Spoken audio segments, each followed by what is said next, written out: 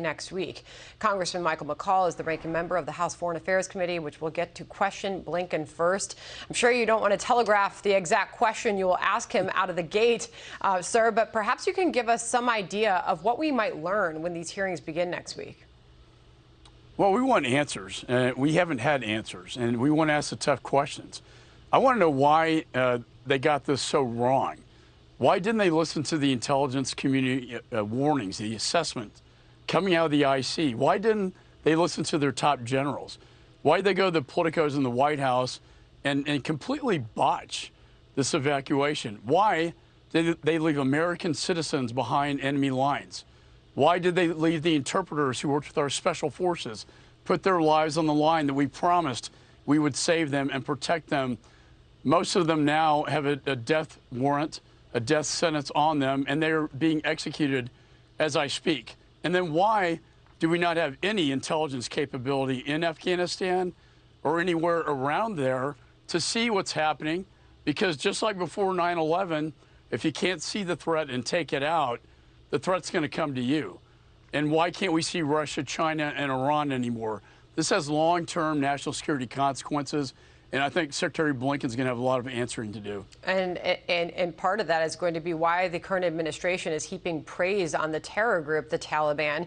Ned Price at the State Department seemed to say it's not time to pass judgment on the Taliban just yet, in the midst of them being called professional and saying that they are cooperating. Listen.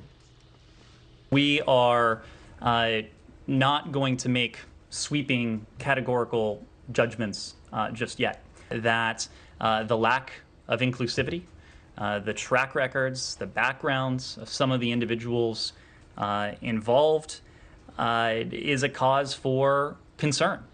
I'm sure you are passing judgment on that terror group. They are a terrorist organization. And if you look at the new makeup, let's introduce a new team that's going to govern Afghanistan.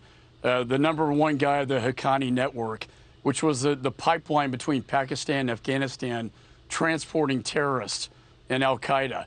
He's now going to be the Minister of Interior. The Taliban 5 returning from Gitmo, part of this new administration.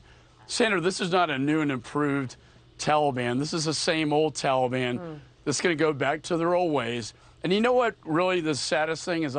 We look at tomorrow, the 20th anniversary of 9/11, to see the Taliban take over that country and have an inaugural ceremony and then raise the Taliban flag over our United States embassy is an image that I think most Americans will be sickened by.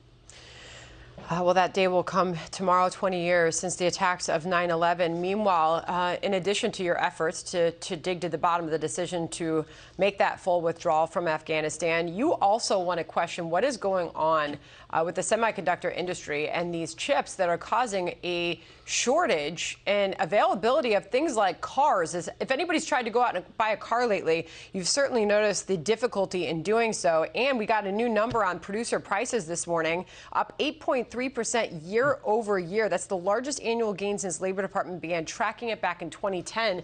So, Congressman, I'll ask you, what does all this mean for the average American consumer? What are you doing about this? Because this chip shortage is causing quite a crunch in the supply in the United States here for some products like cars. Well, COVID, I think, opened our eyes to the fact that we are dependent on China for so many things. Medical, rare earth minerals, and they're going to go into Afghanistan for that. But also, most importantly, the advanced semiconductor chips are everything from your iPhone to your automobile to our F-35 and most advanced weapon systems. We cannot be reliant on China for that, or areas in the region that are vulnerable. Senator Corr and I passed on the National Defense Authorization, the Chips for America Act.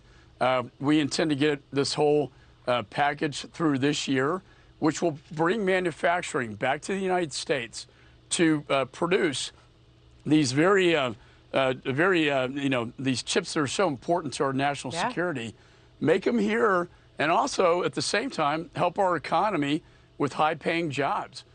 To me, it's a real win-win, and I do think it does have some bipartisan support. and I'm very optimistic about its passage. Well, we're interested to see where you get with that, because the question to Congress is, why did we get to this point where we're so reliant on these foreign nations for products that we're heavily buying right here at home, most of us using every day, the automakers that are most impacted by this chip shortage? For those who have probably experienced difficulty in buying, Toyota, Ford, GM, Suzuki, Volkswagen, and others, a lot of those car companies having a tough time right now getting cars